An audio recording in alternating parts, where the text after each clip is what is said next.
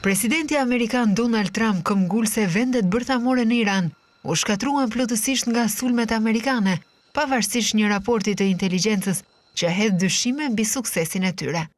Raporti i dëmeve i publikuar nga Agjencia e Inteligjencës së Mbrojtjes e Pentagonit vlerëson se sulmi e ktheu programin bërthamor të Iranit vetëm disa muaj prapa. Shtëpia e Bardhë tha se vlerësimi i inteligjencës ishte krejtësisht i gabuar,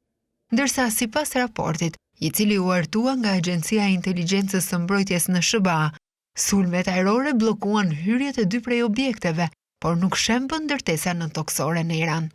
Më herët të martën si Irani ashtu dhe Izraeli sinjalizuan se lufta ajrore midis dy kombeve kishte përfunduar, të paktën për momentin, pasi Trump i kritikoi publikisht për shkeljen e një armë pushimi, ndërsa të dy vendet hoqën kufizime civile pas 12 ditësh luftë, të cilës SBA-ja ju bashkua me një sulm ndaj objekteve të pasurimit të uraniumit të Iranit, secili prej tyre ka pretenduar fitoren. Kryeministri i Izraelit Benjamin Netanyahu tha të martën se sulmi ndaj Iranit kishte shpërbërë kërcënimin e shkatrimit bërthamor dhe ishte i vendosur të pengonte çdo përpjekje të Teheranit për të ringjallur programin e tij të armëve. Presidenti iranian Masud Pezeshkian tha se vendi i tij kishte dhënë fund me sukses së luftës në atë që ai e quajti një fitore të madhe sipas mediave iraniane. Pezeshkian i tha gjithashtu princit të kurorës të Arabisë Saudite, Mohammed bin Salman, se Teherani ishte gati të zgjidhte mosmarrëveshjet me SBA-n, sipas agjencisë zyrtare të lajmeve IRNA.